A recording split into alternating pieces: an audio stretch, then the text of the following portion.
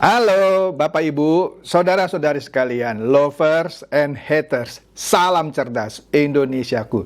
Jumpa lagi kita pada kesempatan kali ini. Bagi Anda yang belum subscribe channel saya, silakan subscribe channel saya. Tekan loncengnya agar Anda dapat notifikasi setiap kali saya mengupload video-video saya. Oke, pada kesempatan kali ini saya akan membahas mengenai perkembangan situasi di Eropa yang ternyata lebih memprihatinkan menurut saya ya, ketimbang krisis atau resesi di Amerika Serikat. Tapi beruntungnya di Indonesia ini, ya mudah-mudahan akan begini terus ya. Ya masih belum masuk ke resesi. Kalau Amerika dan Eropa menurut saya sudah masuk resesi. Nah, bukti bahwa Eropa juga sudah mulai masuk resesi adalah kita bisa lihat dari beberapa indikator. Indikator yang paling mudah kita lihat adalah perbandingan nilai tukar uangnya. Menariknya, mata uang rupiah malah tidak begitu jatuh gitu ya. Malah menurut saya dalam beberapa minggu terakhir ini cenderung sedikit menguat ketimbang mata uang dolar Amerika Serikat. Sebelumnya sempat menyentuh 15.000 gitu ya. Sekarang kemarin saya lihat di sekitaran 14.850. Menguat berarti kan dolar kita. Nah, tetapi maksud saya menguat rupiah kita terhadap dolar Amerika Serikat. Tetapi euro, kalau saya perhatikan nilai tukarnya di pasaran, sekarang sudah sedikit di bawah US dollar. Kalau sebelumnya sudah pernah saya bahas mengenai euro yang setara gitu ya, sama lah ya, kira-kira 1 euro sama dengan 1 US dollar. Sekarang 1 euro di bawah 1 US dollar. Nah, apa yang menyebabkan ini semua selain ya ini adalah indikator bahwa Eropa sedang krisis bahkan sudah memasuki resesi. Oke, kita lihat dulu lah di sini ya berita ya. Berita ini baru beberapa hari ya. Iya, baru 2 hari ini. Iya. Di sini beritanya mempertanyakan apa artinya ketika euro itu jatuh di bawah US dollar. Ada artinya, ya kan? Nah, di sini menurut berita ini euro itu sekarang jatuh di bawah US dollar, ya, terendah dalam 20 tahun terakhir gitu.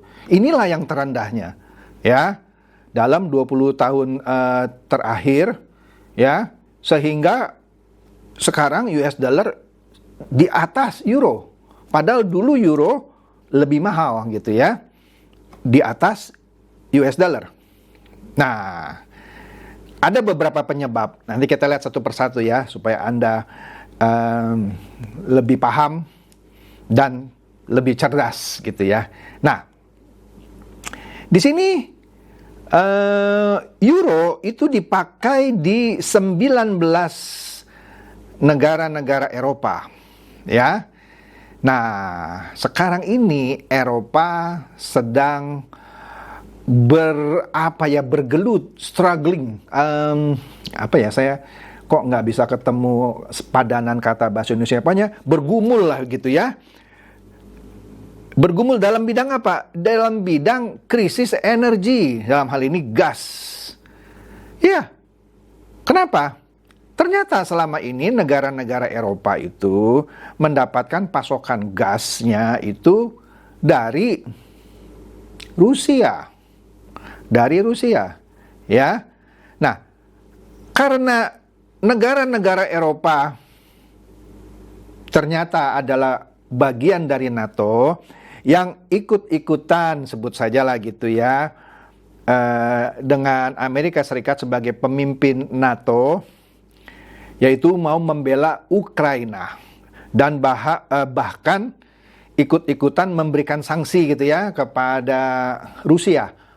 Nah, Rusia marah. Oh, kamu mau kasih saya sanksi? Ya sudah, saya kasih sanksi balik gitu ya. Jadi perang antara Rusia dan Ukraina, yang mana Ukraina itu didukung gitu ya oleh Amerika dan sekutunya ya, terutama dari Eropa ini, meskipun mereka dalam hal ini Amerika dan Eropa tidak berani mengirimkan tentaranya melawan Rusia. Mereka pintar juga gitu ya. Cuman apa ya? Ya pokoknya kasih bantuan seadanya lah ya.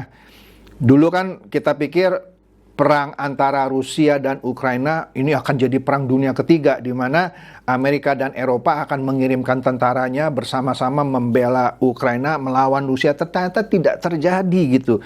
Ukraina dibiarkan sendirian gitu perang. Ya kan? Nah, tapi gara-gara itu jadi Rusia marah. Oh, kamu bela ngikut-ngikut Amerika Serikat, bela Ukraina. Oke, sekarang saya bales.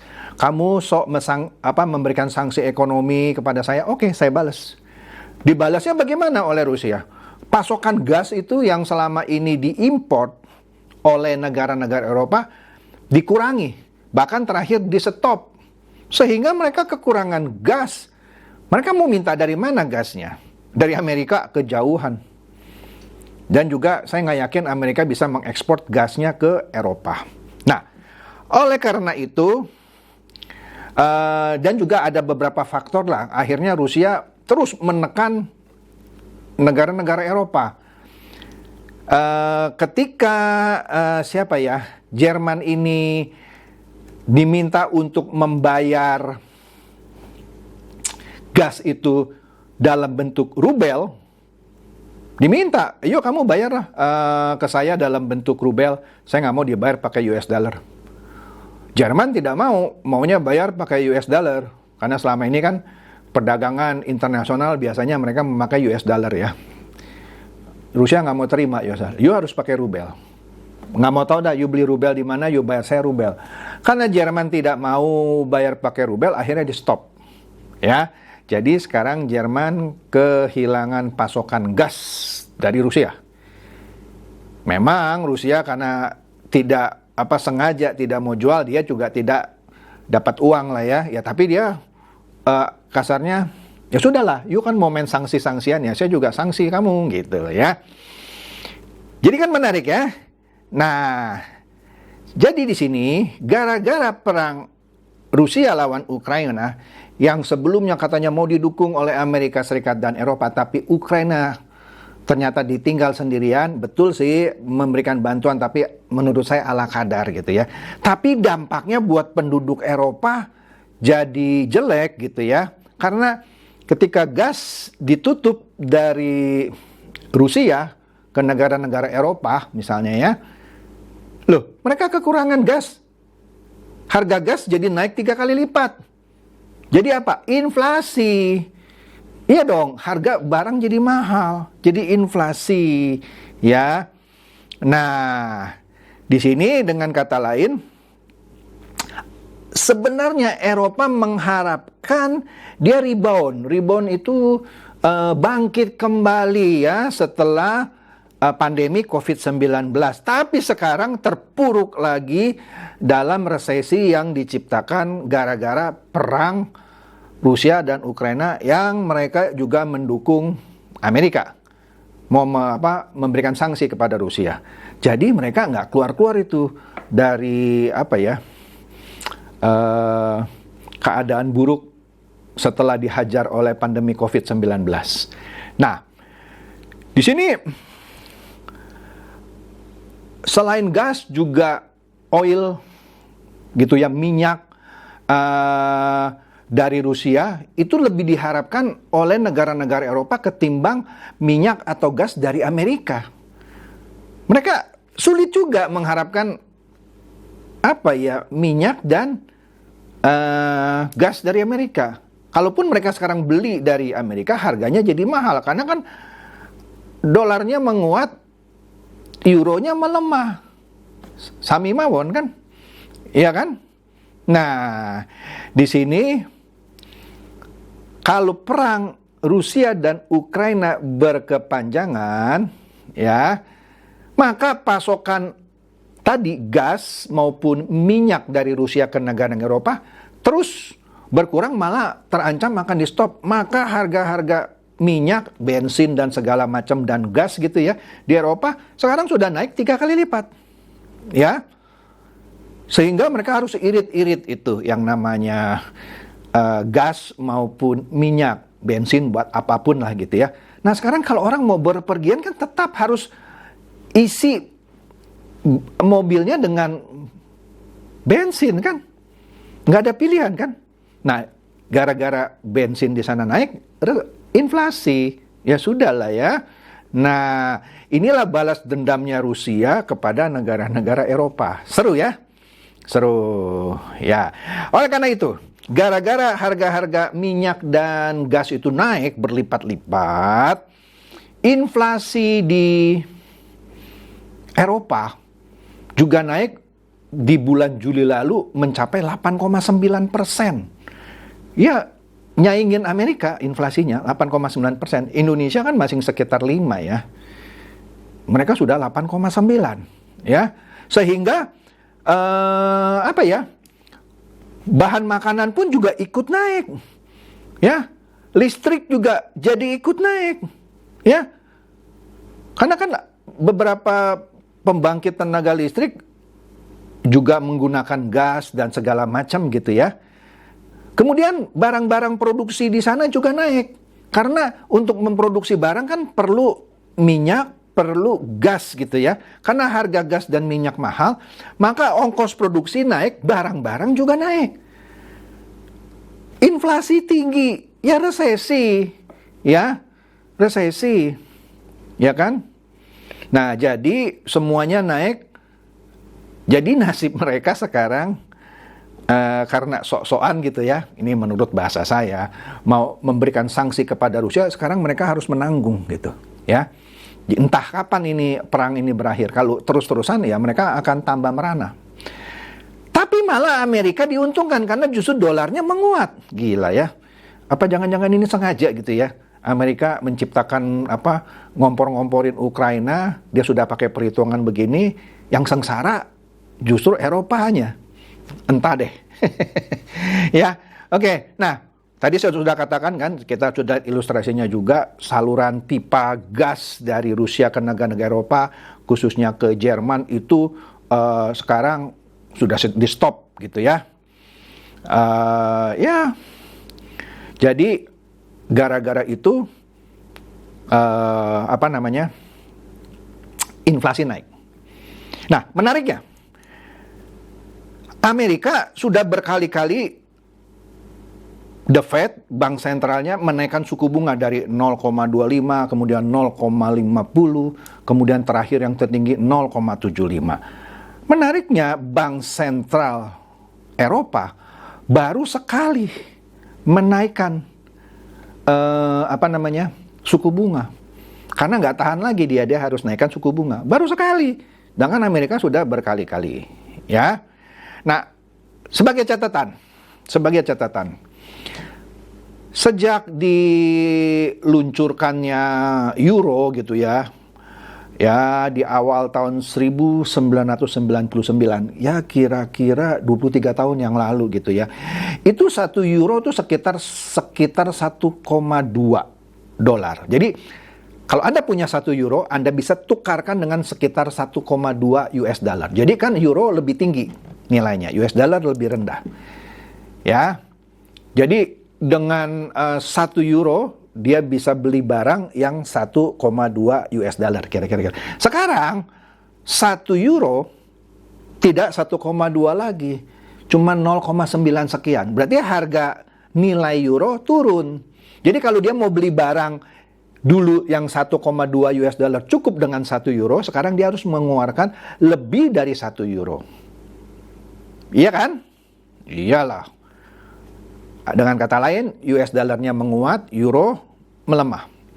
Nah, jadi dikatakan inilah salah satu dampak karena US dollar tetap masih menjadi mata uang perdagangan internasional. Makanya Rusia sengaja, you mau beli gas sama saya, you jangan bayar saya pakai US dollar, saya nggak mau. You pakai rubel, mau saya kasih, nggak mau saya tutup.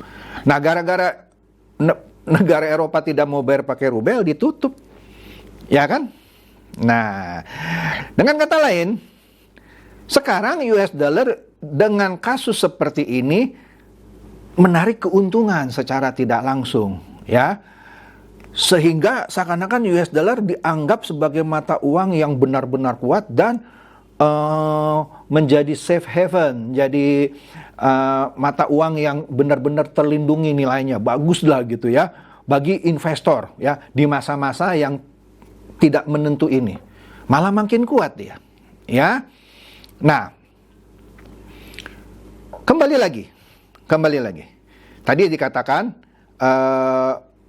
The Fed sudah berkali-kali menaikkan suku bunga, sedangkan Bank Sentral Eropa atau ECB atau ECB, European Central Bank, baru satu kali menaikkan suku bunga. Nah, karena Amerika berkali-kali menaikkan suku bunga, maka investasi di US dollar di Amerika lebih menggiurkan kan? Karena dia berkali-kali menaikkan suku bunga.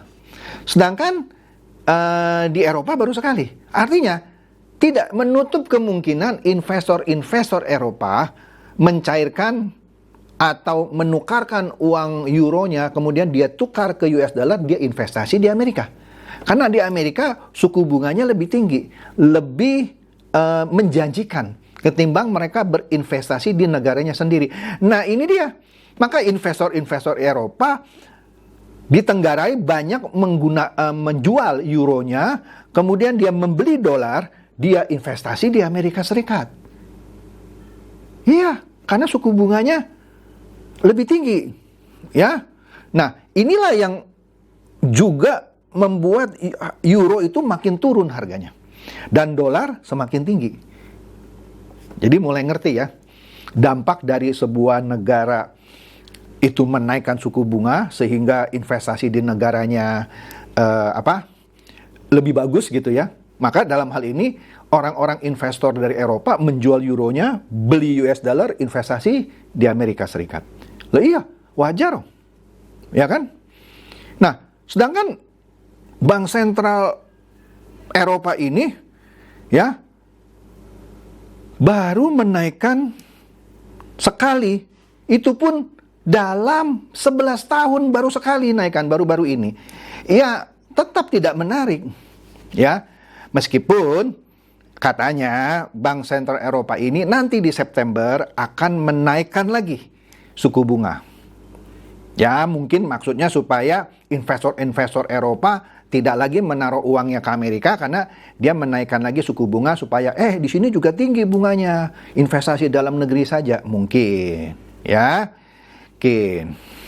Nah, jadi dalam hal ini siapa yang menang? Siapa yang menang dalam kasus euro harganya makin lemah ketimbang US dollar? Nah, yang menang para turis Amerika. Iya dong. Sekarang karena harga dolar lebih tinggi daripada euro, maka barang-barang di Eropa jadi lebih murah. Iya dong. Contoh, kalau dulu dia mau beli barang yang sebut saja 1 euro, dia mesti pakai 1,2 US dollar. Sekarang dia mau beli barang yang 1 euro cuman keluar 99 sen, tidak sampai 1 dolar. Artinya jalan-jalan ke Eropa bagi turis Amerika murah. Bayar hotel lebih murah ketimbang dulu. Bayar makanan di restoran lebih murah. Masuk ke mana-mana mau beli tiket lebih murah. Karena euronya itu lagi melemah. Ya kan? Nah, dengan melemahnya euro, maka barang-barang ekspor dari Eropa yang diekspor ke Amerika juga jadi jatuhnya lebih murah. Contoh lah, beli mobil Ferrari bikinan Itali, ya. itu kan harus diekspor kan dari Italia ke Amerika. Dia jadi lebih murah sekarang Ferrarinya gitu, ya. Nah, kemudian ya tadi barang-barang seperti mobil mewah, alat-alat kedokteran yang dari Eropa dan lain-lain, ya.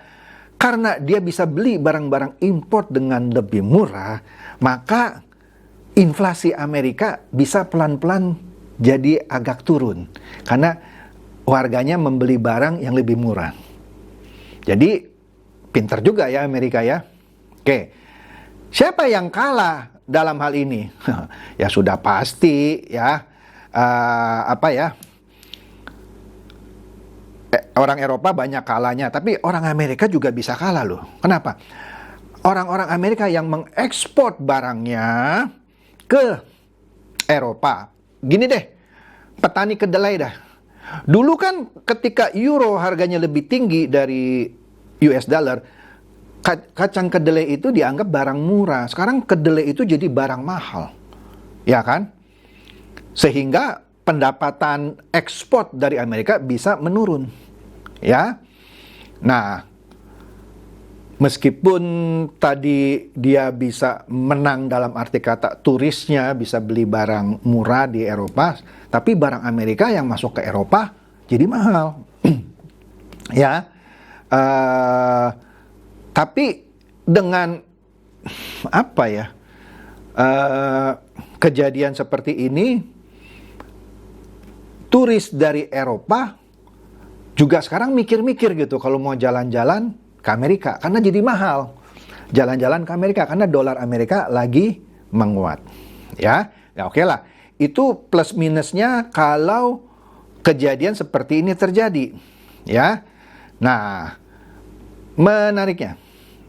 Apa ini yang menariknya? Nah, menariknya adalah sampai kapan hal ini terus terjadi? Kita tidak tahu. Kita tidak tahu. Tentu ini juga pinter-pinternya Rusia gitu ya. Ya, dengan memberikan tekanan kepada negara-negara Eropa dengan senjata minyak dan gasnya, bisa diharapkan, ya saya tidak tahu ya, negara-negara Eropa akan meninggalkan dukungannya kepada Ukraina dan mungkin akan mengupayakan perdamaian antara Rusia dan Ukraina. Sebab kalau Rusia dan Ukraina tidak kunjung damai, mereka juga sengsara. Beli minyak dari Rusia mahal, malah tidak dijual lagi sekarang. Beli gas juga mahal, bahkan nggak dijual lagi sekarang. Mau sampai kapan? Oke? Jadi itulah kira-kira yang terjadi sekarang ini sehingga melemahkan nilai euro terhadap US dollar. Ujung-ujungnya ya karena konflik antara Rusia dan Ukraina. Oke?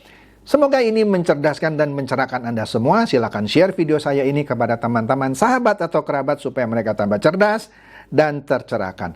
Seperti biasa, terima kasih.